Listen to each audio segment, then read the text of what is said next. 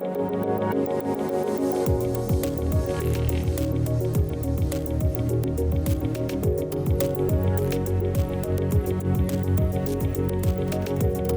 podcast about product management, user experience design, technology, and more.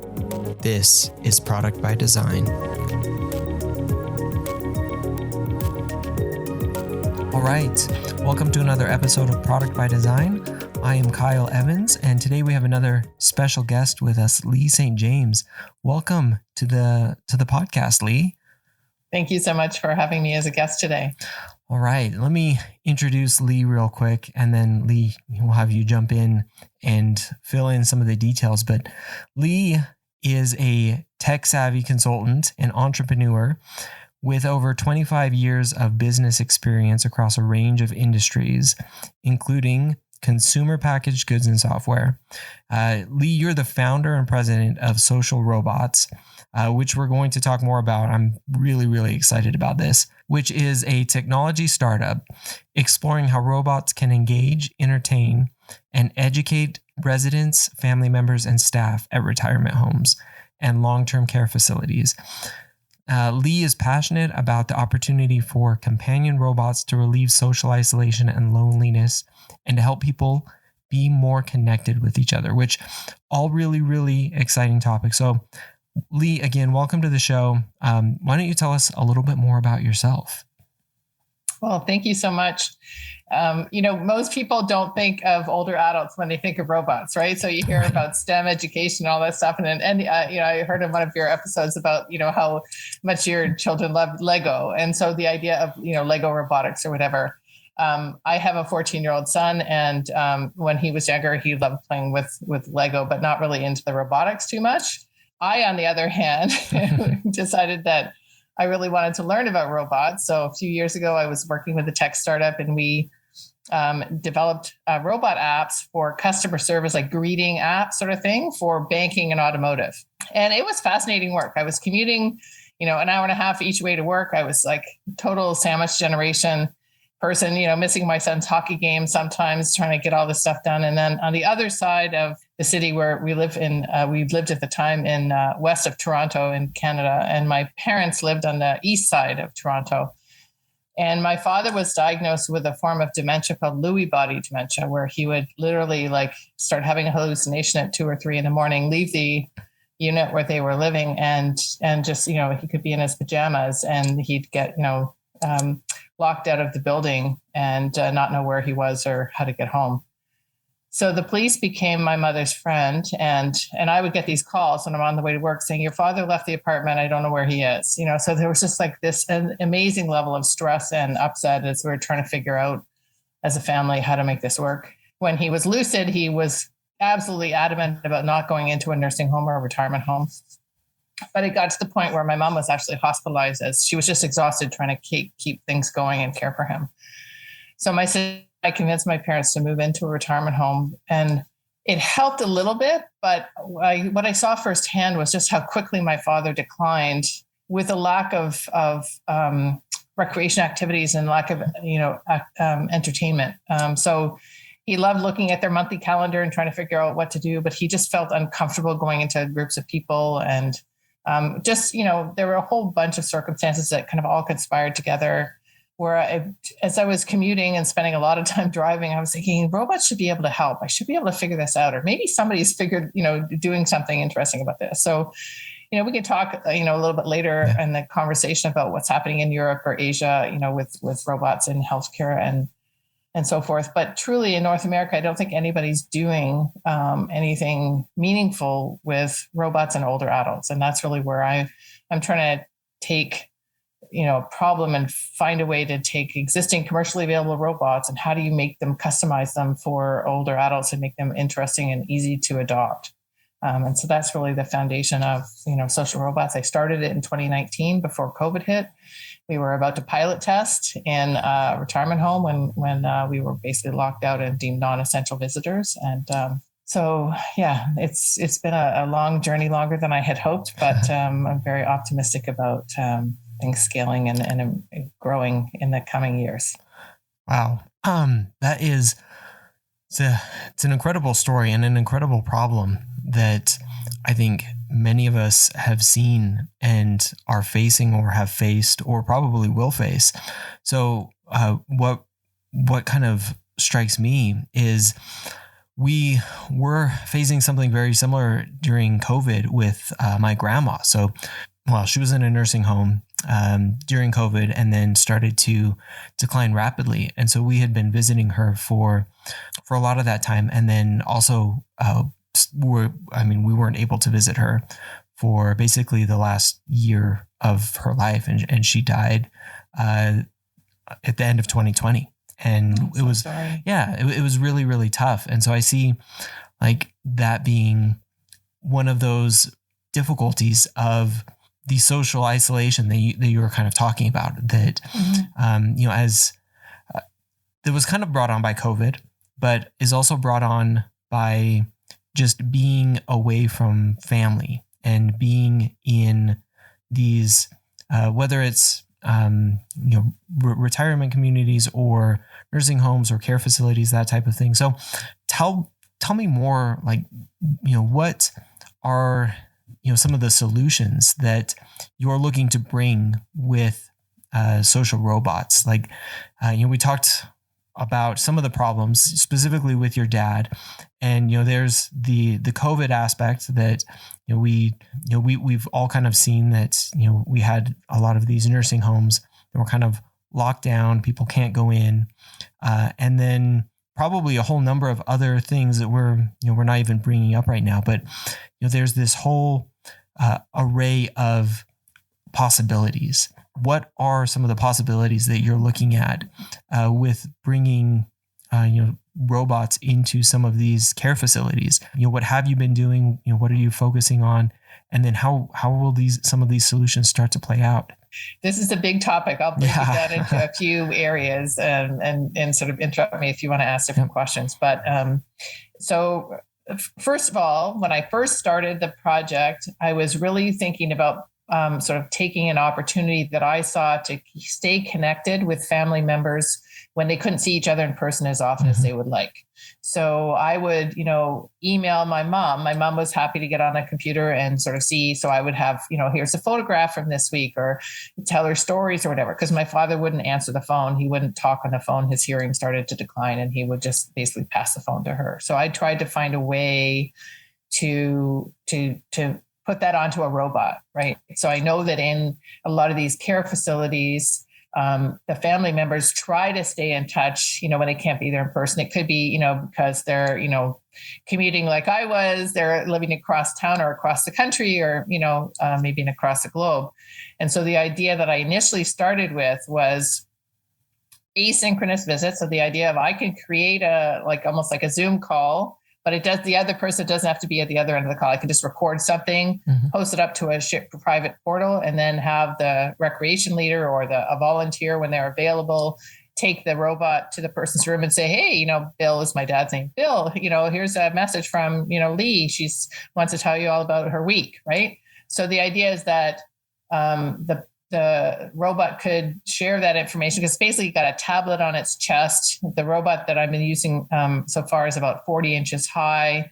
It looks like it's not human-like. But it's humanoid in the sense that it's got a head, it's got arms, and this tablet on its chest. They just launched a brand new one with a 10-inch screen, which makes a huge difference to the visibility for the older adults. And it basically opened up that possibility. Now, are there other ways to do it? Could they carry a tablet in? Yes. Could they open up a laptop? Yes. There are other technologies that could be used for that sort of photo sharing, but depending on the person, if they had the technology or not, it wasn't sort of universally accessible. And what I was trying to get to was, people don't need to have a robot in their room on their own. It could be a robot that's shared among, 50 or 60 people.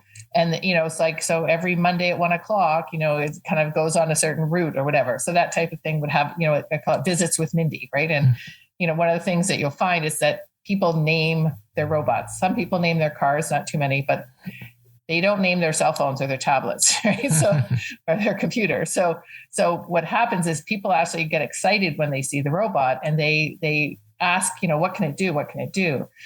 And what I found in my research, so I did a lot of field research, short-term visits, like little meet and greet things to start with. And then it sort of progressed into pilot studies, which we were able to get funded in 2021. But in those initial meet and greet sessions, what I realized too, a whole bunch of things, I've got all kinds of research on it, but one is the power of music. So photographs are nice, but not everybody has family members outside, that are there to share that information with them, but they can all relate to songs and music from their past. So the idea of being able to go in and, I would, do an event with like 30 or 40 residents for their residence council meeting and say, who's got a birthday this month? Okay, great. And so I was kind of like the acting recreation leader for that hour-long visit or whatever. And it would be like, okay, well, let's sing happy birthday. And then, you get the robot spinning around and it can move. It has facial expressions. It's got sort of LED lights to show like eyebrows and a mouth and things like that. So it was an opportunity for them to feel like almost like a grandchild was there singing them happy birthday, right? And then we also, who likes Frank Sinatra or who likes Elvis Presley or whatever. So we'd play a little, some music, and some of them it's like sing along, and that's really good for their lung capacity, right? So if we can get them singing, that makes a big difference to their energy level.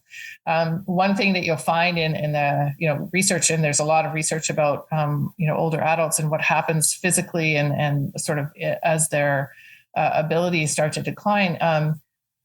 One of the metrics I'll bring up is that on an average, they estimate that 14 hours a day with no like scheduled activities or nothing to do. So even if they live with you or if they have, visits occasionally, there's still many, many hours of the day when they don't have something to do. And so what, people are trying to get them engaged with brain games or, playing different things. I mean, they've been playing bingo, once a week for like 30 years, right? And there's nothing really different about that game. But if you could have the robot call out bingo, wouldn't that be an interesting way to add some spice to, an otherwise traditional activity? So what's happened over the last year and a half since we started sort of experimenting with what activities people want to do, and it does vary by home and by age and lots of interests. Do you want to play a math game? Do you want to play a word game? Do you want to, do a puzzle? Like there's all kinds of things that you can do. Anything you can do on a tablet, you can do on the robot. Sometimes the robot is not the best device to use for that particular activity, but you can do, audiobooks, you can do book clubs, you can do things. What the robot does is it gives people something innovative and interesting to learn, because obviously, there aren't a lot of robots around in North America right now. And people are saying, like, what does it do? And how does it work?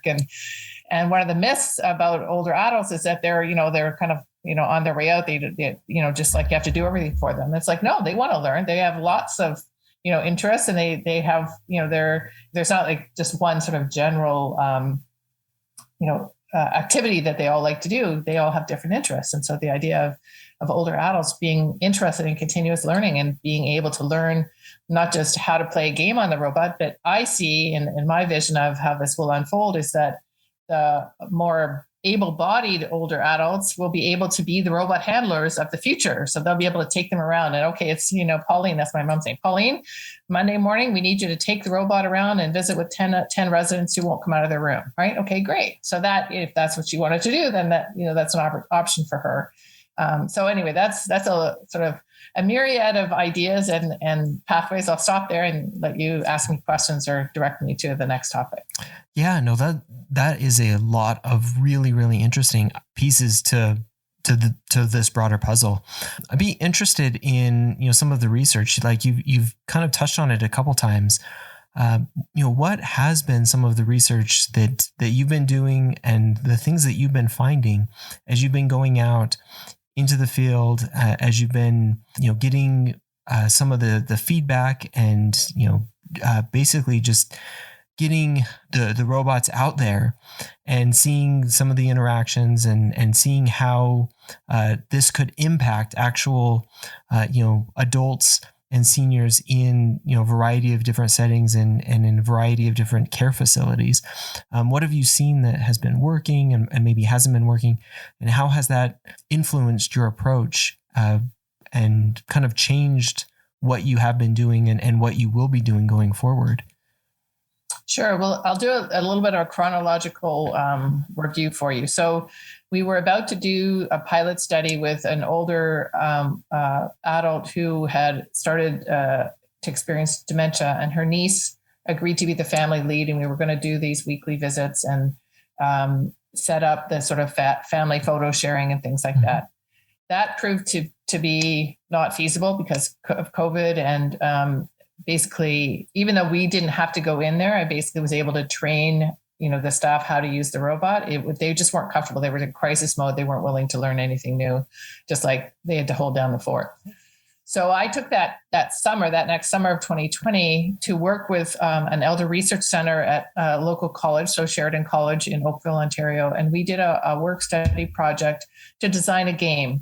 And we looked at what are older adults doing with their tablets already and their smartphones, and what apps are they using, and what do they like doing, what don't they like doing. And we did a bit of a survey, and then prototyped a best guess sort of trivia game, sort of, ask a question and then give it three choices. One of the things that we learned in that process is that older adults don't like to lose, and they're not competitive in the sense of, I want to be on the leaderboard. It doesn't really matter. They just like to have fun and to be successful at things. So I actually have a video of my mom in September of 2020 demoing this prototype. And what happened is I was filming this. It was out in the gazebo of her residence, and there were two staff members came by as she was playing the game, and they're like, "Oh, can we play too?" And so then all of a sudden it became competitive about who could, which of them could answer the question the fastest, right? So it was really exciting to see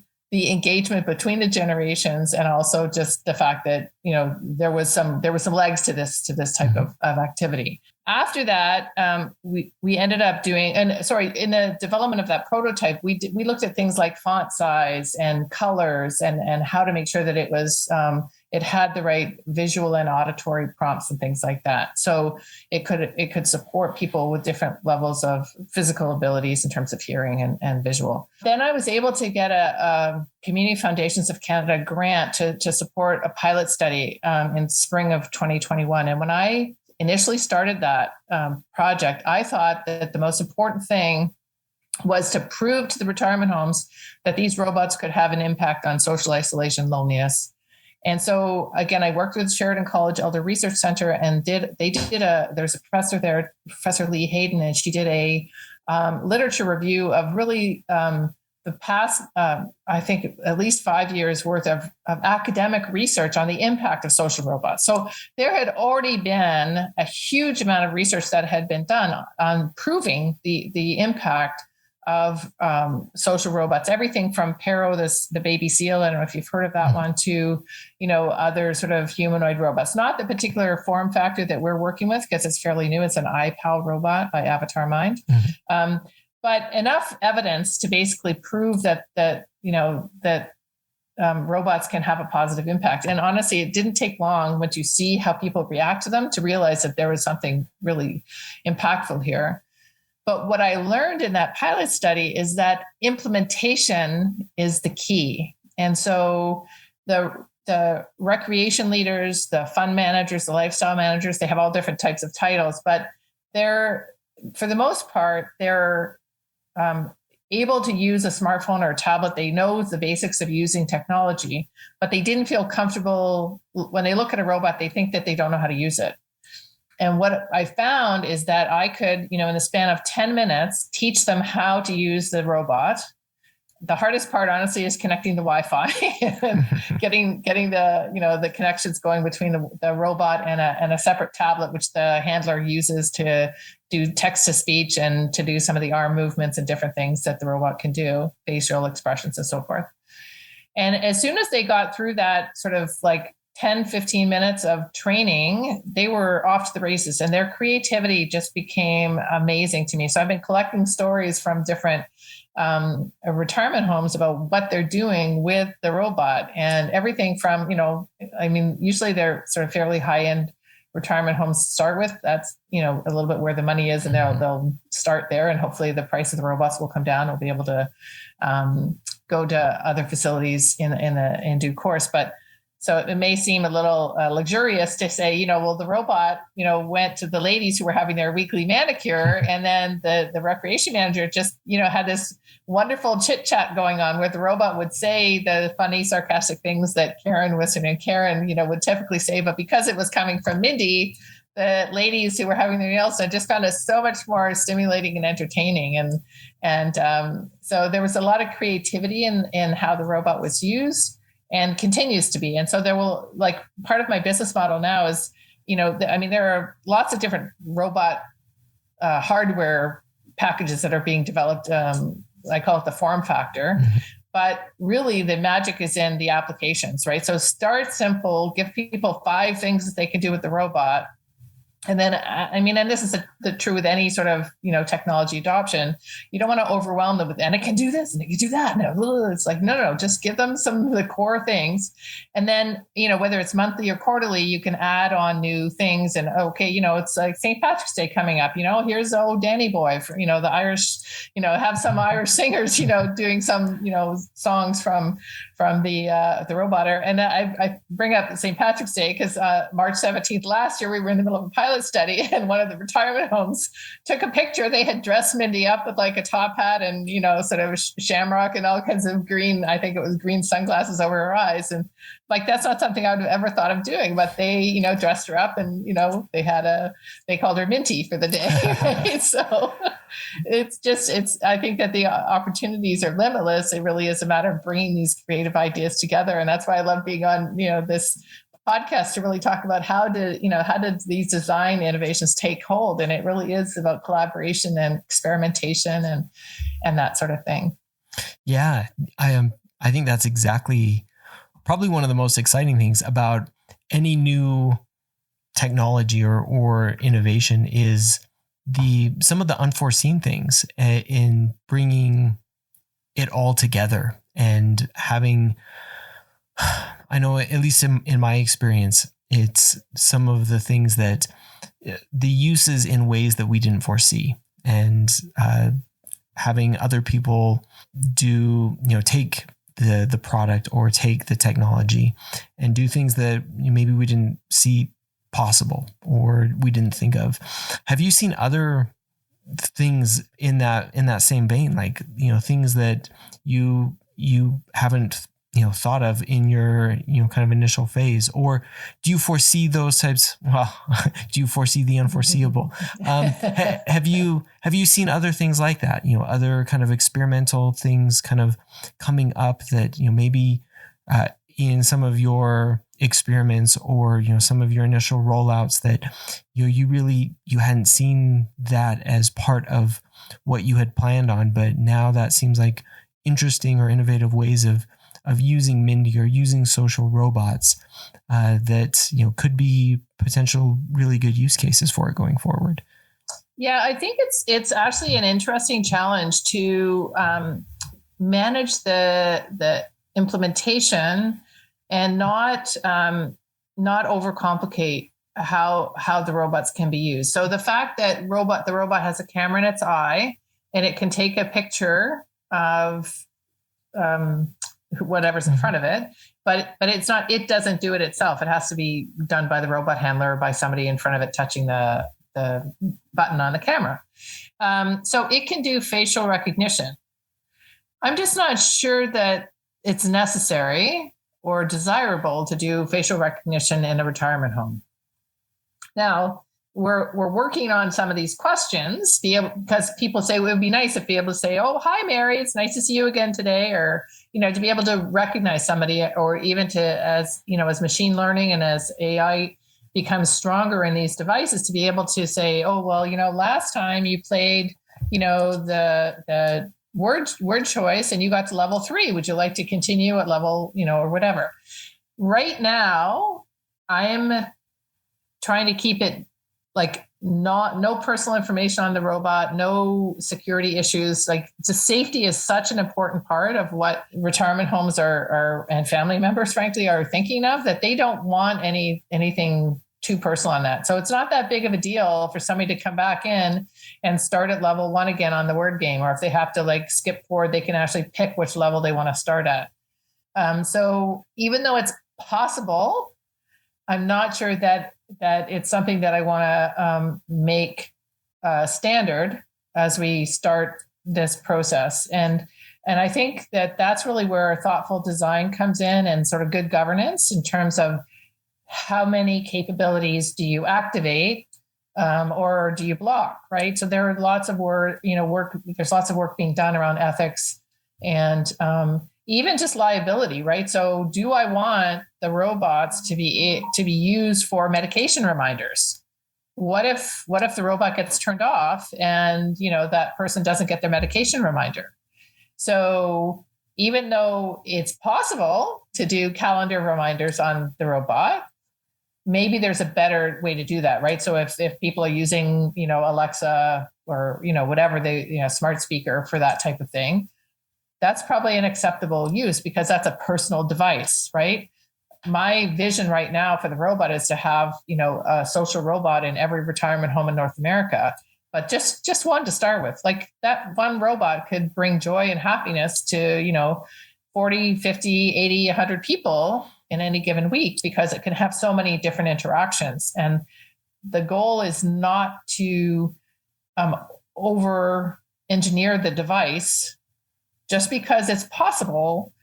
I think that that's really one of the things that I bring that's unique to the conversation about robots, that most of the people that I talk to are they're not interested in developing apps for my robots because my robots are too simple. And I'm like, okay, then you go and you do your quantum AI or whatever, if you have to, challenge yourself with more complicated things, that's fine. But it is a challenge to find people who, like me, believe that technology needs to be thoughtfully designed for good purposes and not over engineered.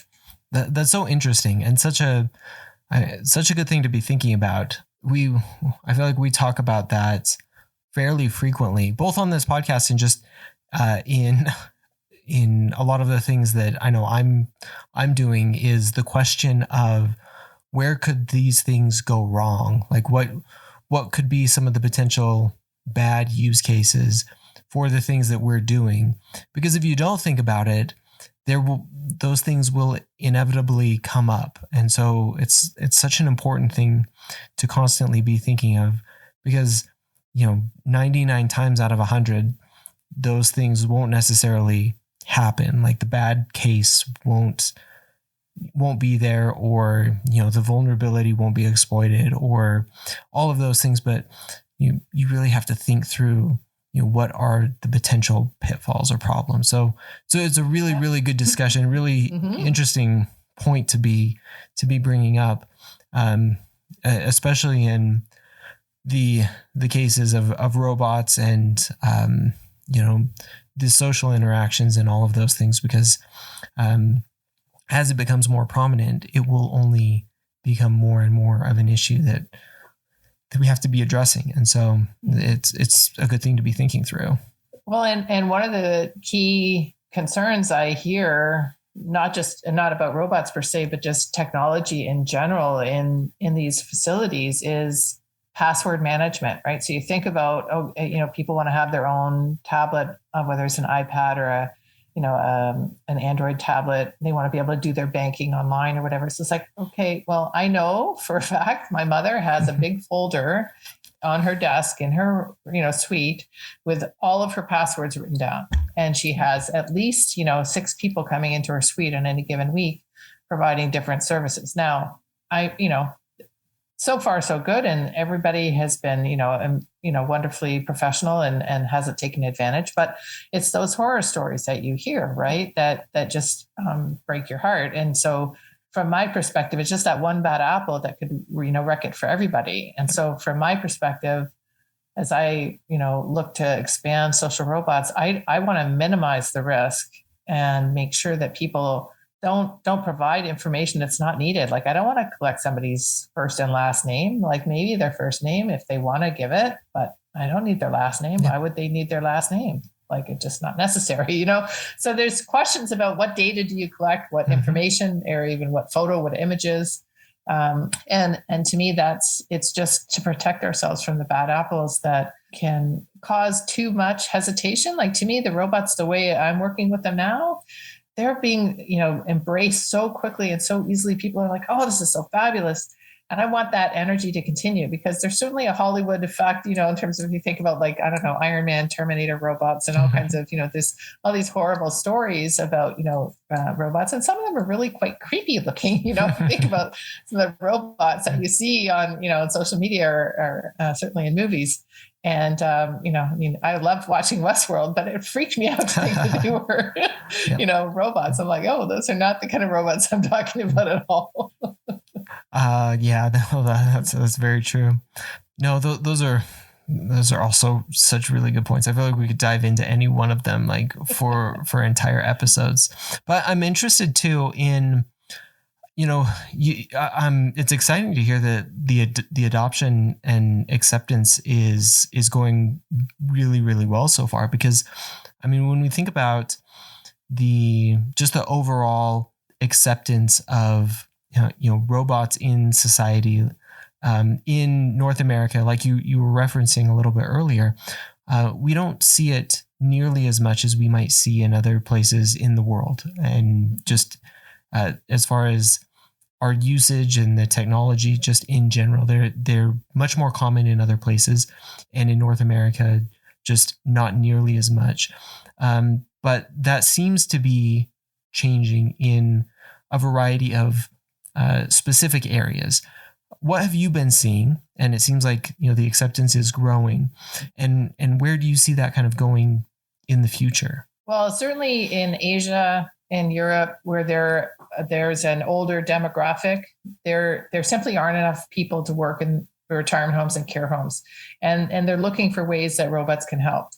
When the COVID pandemic hit, then telemedicine became much more acceptable, even to those of us in North America, where, doing a phone, meeting with a doctor was just not something that was really acceptable. Right. And so now it is. And that's a silver lining maybe of the pandemic. But I think that, some of the challenges, like there's also, a chip shortage, some microchips. And so, some of the new robots that I've been, trying to get my hands on so I can do some testing on them are simply not available yet. So again, most of them are being manufactured in China, but there's also a huge population in China that is in need of these, devices and support, or, different things. So, I think that finding a way to have more people in North America be excited about the use of robots for, older adults will make it easier to develop custom apps and to expedite some of the rollout and adoption. And that's certainly one of the challenges that we're having right now.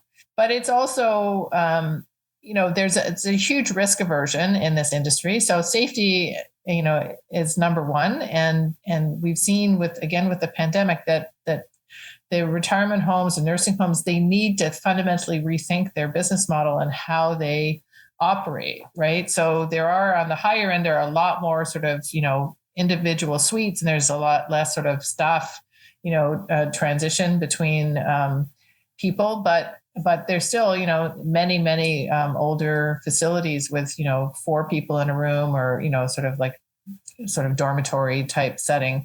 And that, is a recipe for disaster. So I'm hoping that social isolation and loneliness and boredom will be seen as a something that can be readily resolved with, a fairly limited, a small investment of both time and money, and that they can then, focus their efforts on other things. One of the other things I would say is that the staff that I've been dealing with are thrilled about the idea of robots coming in to help.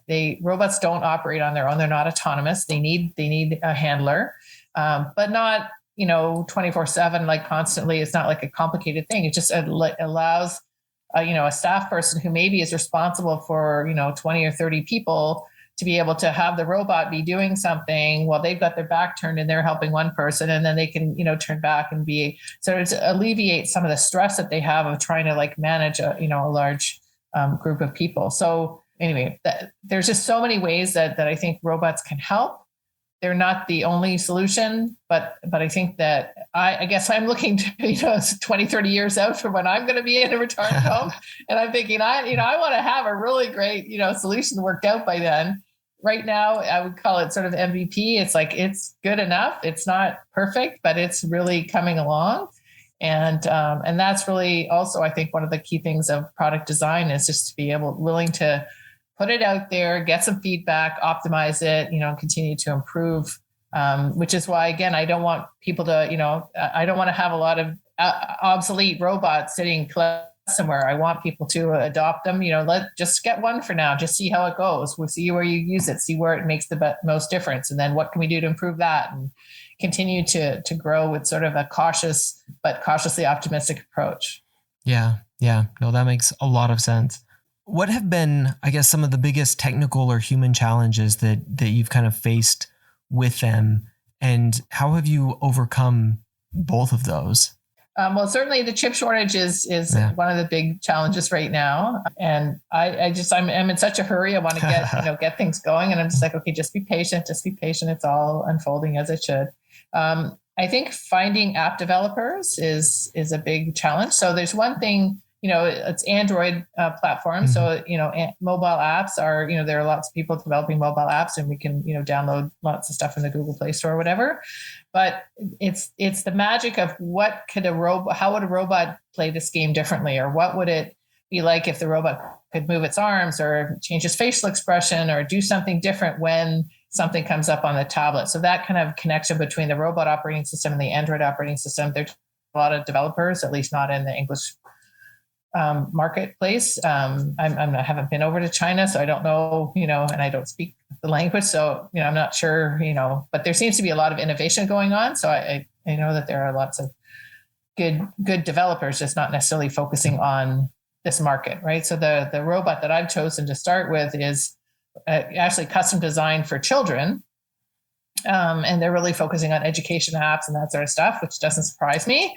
But then to be able to take it and say, okay, let's change the splash screen. Can we do this? And so I'm asking for ways that are quite feasible. It's just a matter of getting people interested in, designing for a market that it's unusual, right? So It's just like I'm asking people to do something that they don't sort of normally think of, right? But I'm, negotiating lots of partnership agreements. I've got systems integrator working with me, and I'm, trying to find and build the team collaboratively, and also looking for investors. So if any of your listeners want to support us in that way as well, we're happy to have conversations about how to grow. And it really is. Social isolation is a massive issue in society. It's not just for people in retirement homes. So people are aging at home, experiencing tremendous loneliness, especially after this pandemic. And I do see the robots becoming, sort of a lower priced, option for people to have in their own home.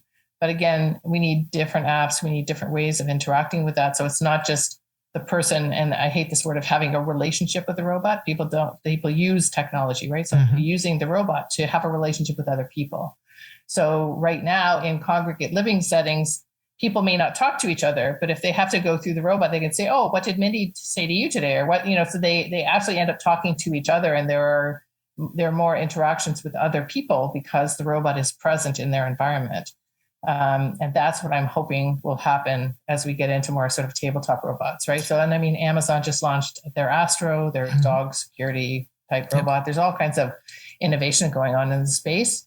And I think that one of my challenges, frankly, is just staying on top of all those things. So we'll just keep going and do our best. Yeah, no, that sounds really exciting. It is, obviously there's a really fascinating aspect of it to, some of these care facilities and, larger groups, but, that's obviously not the only place that it could potentially make sense, anywhere that could drive, like you said, drive interaction between people. And that just makes a lot of sense.